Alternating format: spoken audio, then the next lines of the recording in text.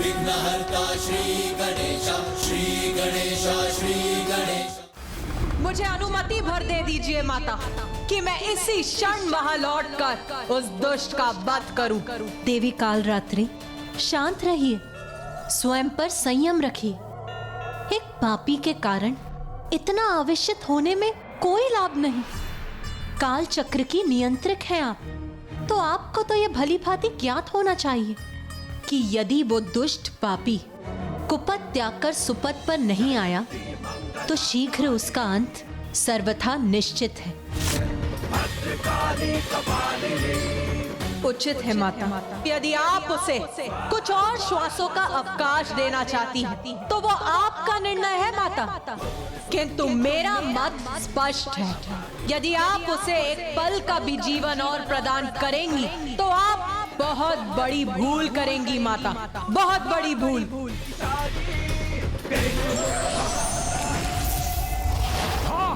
भूल की थी मैंने, आपकी पूजा कर, आप पर निर्भर होकर। तो सुधार ले अपनी भूल, मुक्त कर दे मुझे, अपनी अधिष्ठात्री देवी होने के दायित्व से मुक्त कर दे मुझे। क्यों बार बार तामसिक पूजा के बल से मेरा ही आवाहन कर मुझसे सहायता की भिक्षा मांगता है? साम दाम दंड भेद सबका प्रयोग उचित है माता, विजय प्राप्ति के लिए। इसलिए भिक्षा है ये तो भिक्षा ही सही, किंतु आपको अपना कवच, अपनी शक्ति बनाकर देवी आदि शक्ति का सामना करेगा ये दुर्गमासुर। अरे मूर्ख, माता आदि शक्ति का सामना करेगा तू? इतना अहंकार है तुझे अपनी शक्ति पर, तो उसके पूर्व उनसे तो निपट जो तेरे पीछे,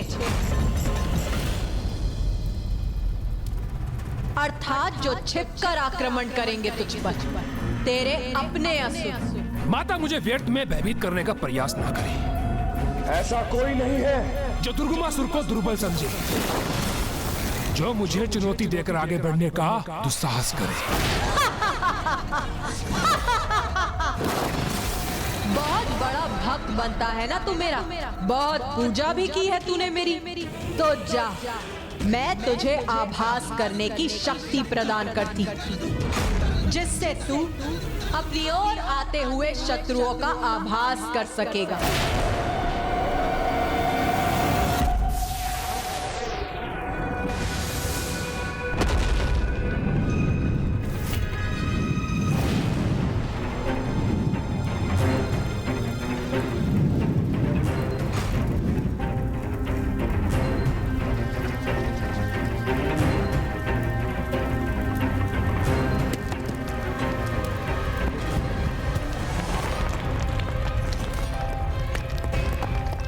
अरे ये क्या, सदा अपने स्थान पर स्थिर रहने वाला ये पर्वत अचानक गतिशील कैसे हो गया?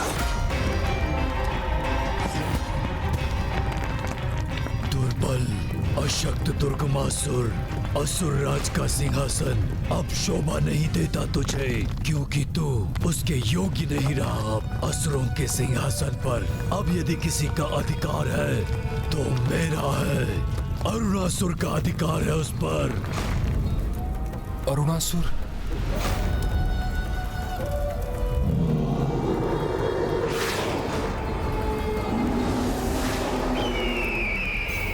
नहीं, मैं किसी को भी स्वयं के लिए संकट बनने नहीं दूंगा।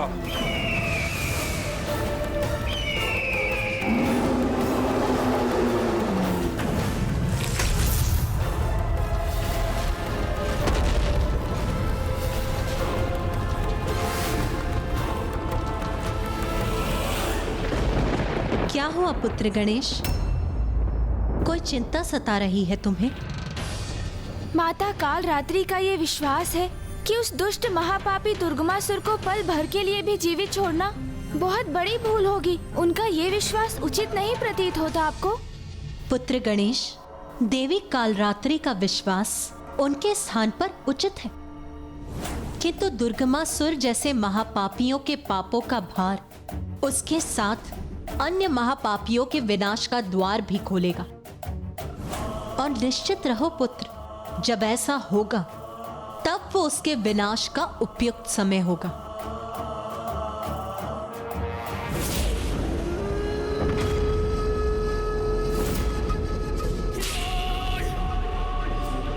पाषाणकाय! पाषाणकाय! पाषाणकाय!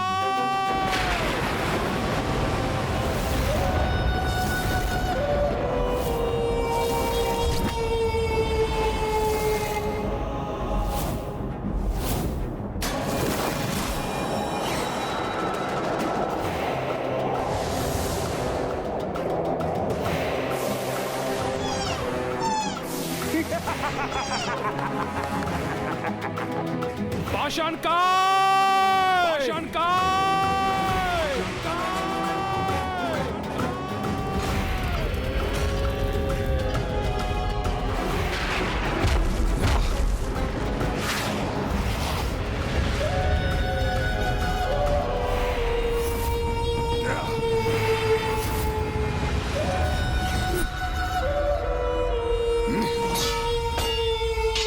पाषाणकाय! ये कैसा दुस्साहस है तुम्हारा? क्या इस प्रकार प्रस्तुत होते हैं अपने महाराज के समक्ष? मैं महाराज हूं तुम्हारा, उचित सम्मान दो मुझे। और ध्यान से सुनो, मैंने तुम्हें यहाँ हाथ प्रयास के लिए नहीं बुलाया, अभी तो एक महत्वपूर्ण कार्य के लिए बुलाया है।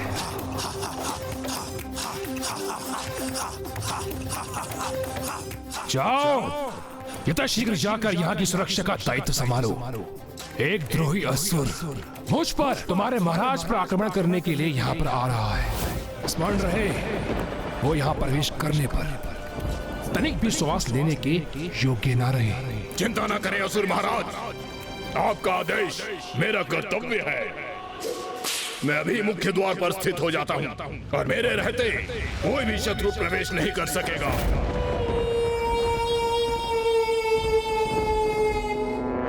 रुको, उचित है, किंतु सावधान रहना, वो कोई साधारण असुर नहीं है। स्वयं को अन्य की दृष्टि से छुपाने के लिए वो अपना रंग रूप आकार परिवर्तित करता है और उन्हें अपने वातावरण के अनुरूप ढालकर उसमें ऐसा घुल जाता है कि कोई भी उसे देख नहीं सकता। इसलिए सचेत रहना, कहीं वो तुम्हारी दृष्टि से ओझल ना हो जाए। यदि उसने ऐसा साहस किया तो मैं उसका अंत करूंगा।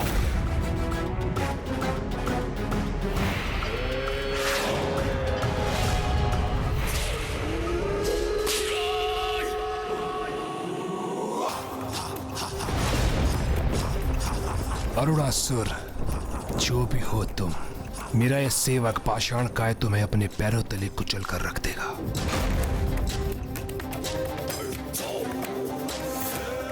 देखा माता, मैंने कितनी सरलता से भीतरी शत्रु को कुचलने का मार्ग ढूंढ लिया। अब देखना आप, मैं आदिशक्ति माता को पराजित करने का मार्ग भी अवश्य ढूंढ लूंगा।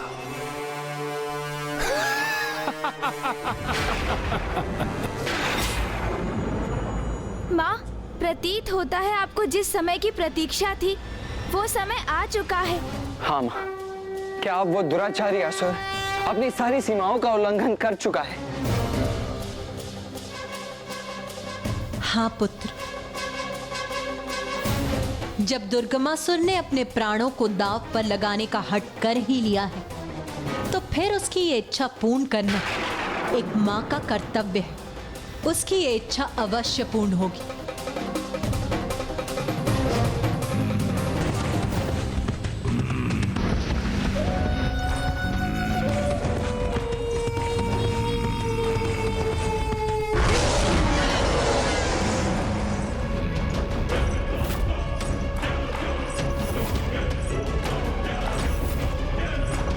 शत्रु जो कोई भी हो, जो दिखाई दे अथवा नहीं, किंतु अंदर तो तभी जा सकेगा जब वो मुझे डिगा सकेगा।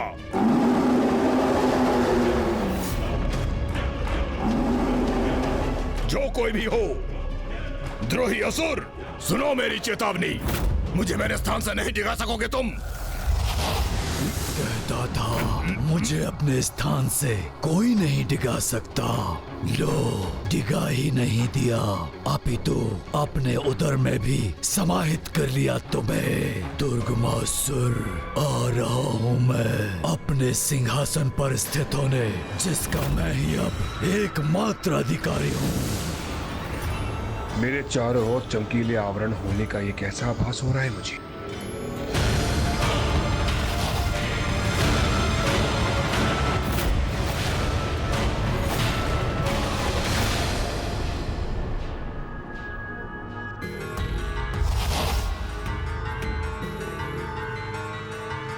ये कैसा दृश्य है? ये सत्य है अथवा मेरा भ्रम?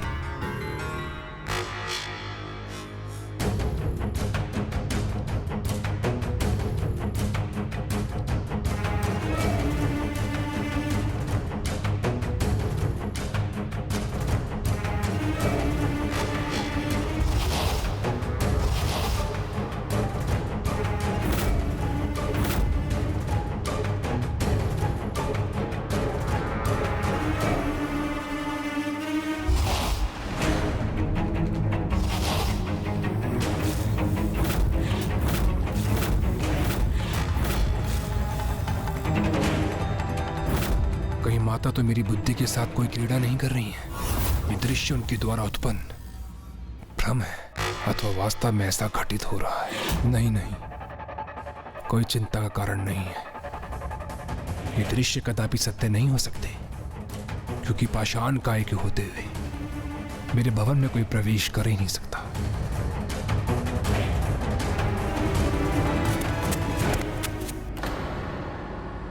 ये किसकी पश्चात की ध्वनि है?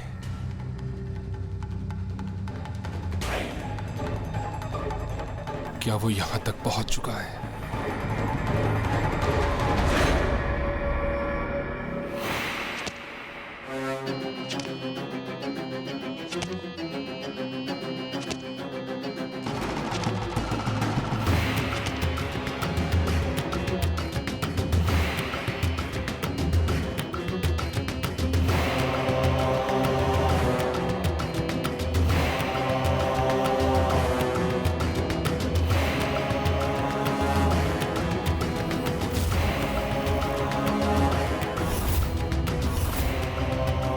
उसे देख पाने में अक्षम हूं, किंतु कोई यहां है अवश्य। कदाचित मैं अपने सिंहासन पर ही सुरक्षित रहूंगा।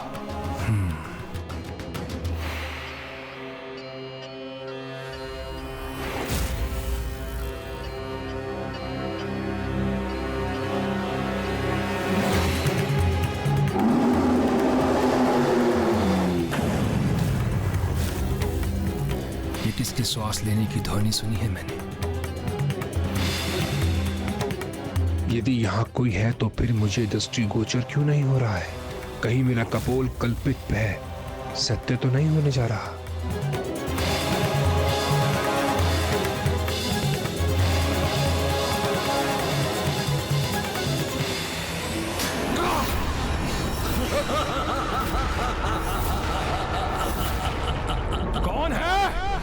कौन है मेरे सिंहासन पर?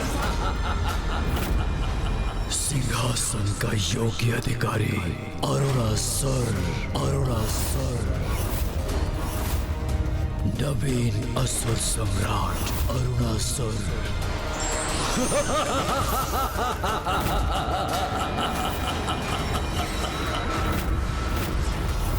नवीन असुर सम्राट अरुणासुर।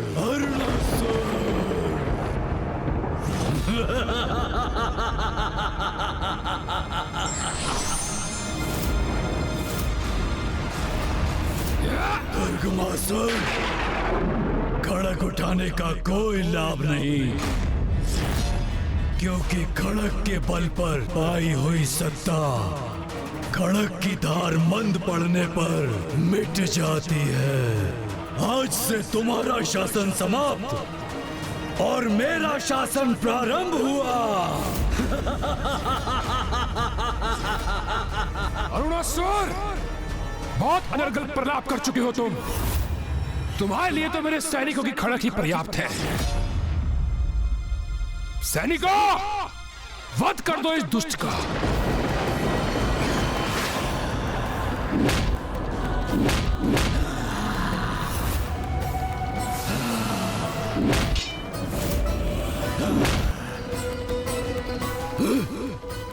व्यर्थ का श्रम कर रहे हो मूर्ख।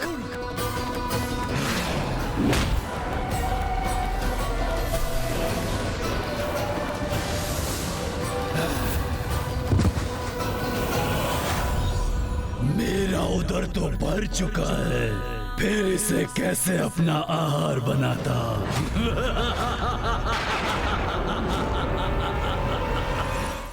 क्या हुआ दुर्गमासुर? ऐसे स्तब्ध खड़े होकर मुझे क्यों देख रहे हो? अपनी सत्ता पलटते देखकर स्वयं के नेत्रों पर विश्वास नहीं हो रहा है क्या? क्षमा नहीं करूंगा तुम्हें, तुम्हारी इस उदंडता का दंड दूंगा तुम्हें। पाषाण का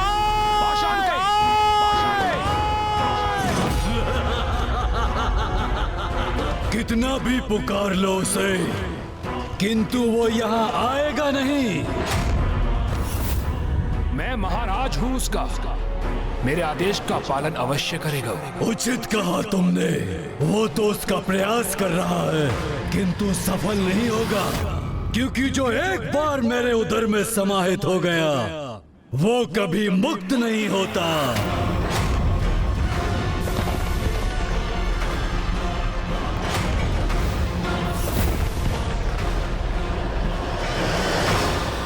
पाषाण का शरीर है ना उसका, इसीलिए उसका पाचन करने में थोड़ा सा समय अवश्य लगेगा, किंतु तुम तनिक भी चिंता ना करो, तुम्हारा पाचन करने में अधिक समय नहीं लगाऊंगा मैं। खुले नेत्रों से स्वप्न देख रहे हो तुम अरुणासुर, क्योंकि ऐसा समय कभी नहीं आएगा। मैं अभी इसी क्षण तुम्हारा वध करूंगा, किंतु उससे पूर्व तुम्हारी जीवा को तुम्हारे मुख से विलक करूंगा मैं। ना एक व्यर्थ प्रयास करोगे, ब्रह्मदेव के विशेष वरदान से सुरक्षित हूं मैं, जिसके अनुसार मेरा वध कोई नहीं कर सकता और तुम भी नहीं। मुझसे पराजित होना तो नियति है तुम्हारी, इसीलिए अपने प्राणों की रक्षा चाहते हो तो स्वेच्छा से त्याग दो ये सिंहासन, अथवा तुम्हें भी मेरा भोजन बनना पड़ेगा। कदाचित तुम भी भूल रहे हो, मुझे भी ब्रह्मदेव का वरदान प्राप्त है, जिसके अनुसार इस संसार में कोई भी मेरा वध नहीं कर सकता। वध नहीं किया जा सकता तुम्हारा, परंतु निगला तो जा सकता है ना तुम्हें, फिर आजीवन तड़पते रहना मेरे उदर की जठराग्नि में।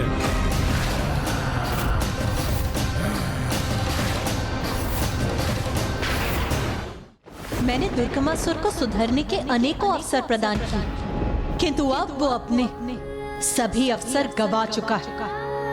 युद्ध चाहता है ना वो, तो अब युद्ध ही होगा।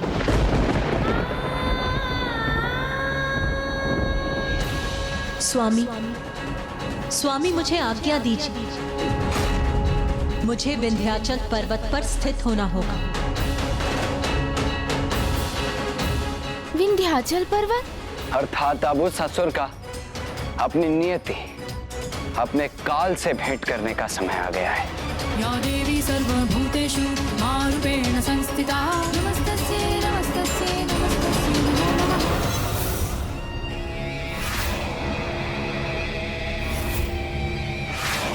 ये क्या, इससे तो मैं आजीवन इसका बंधक बनकर रह जाऊंगा, सब व्यर्थ हो जाएगा मेरा अब तक का परिश्रम। मुझे इससे निवारण का उपाय ढूंढना होगा, वो भी अति शीघ्र।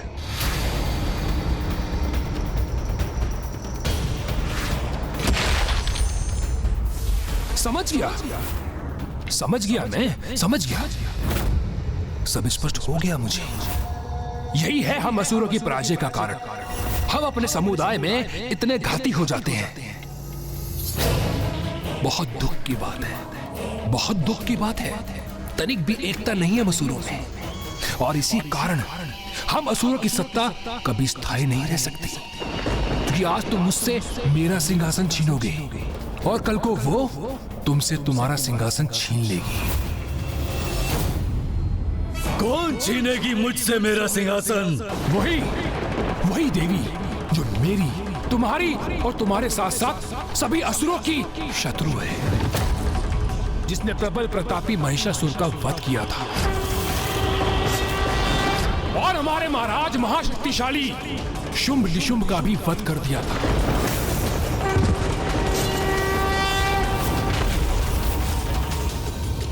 वही देवी जिसको ये सारा संसार आदिशक्ति के नाम से पुकारता है।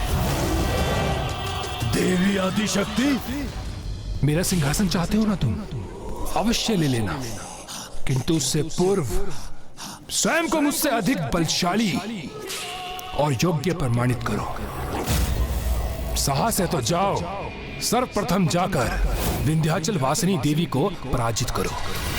कहो, है तुम में इतना सामर्थ्य? है तुम में सिंहासन पर स्थापित होने की क्षमता? कहो अनासुर, कहो। हाँ, मुझ में है वो बल, वो क्षमता जिससे मैं देवी आदिशक्ति के अस्तित्व को ही नष्ट कर दूंगा और फिर मैं तुम्हें अपना दास बनाकर असुर सम्राट के पद पर स्थापित होऊंगा। मैं इसे कहते एक बाण से दो लक्ष्य साध लेना। अब आदिशक्ति और अनासुर के मध्य भीषण युद्ध का परिणाम होगा।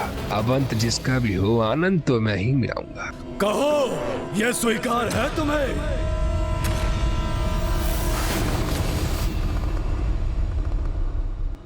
स्वामी, अब मेरा विंध्याचल पर्वत प्रस्थान करने का समय आ गया,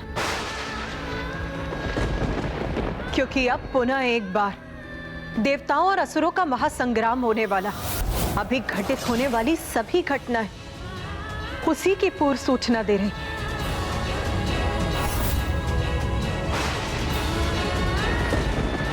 अर्थात अब उस असुर का अपनी नियति, अपने काल से भेंट करने का समय आ गया है। 100 मूर्ख मित्रों की संगति में रहने से अच्छा है एक ज्ञानी शत्रु की शत्रुता को वहन करना, क्योंकि हो सकता है शत्रु का ज्ञान ही आपका मार्गदर्शक बन जाए।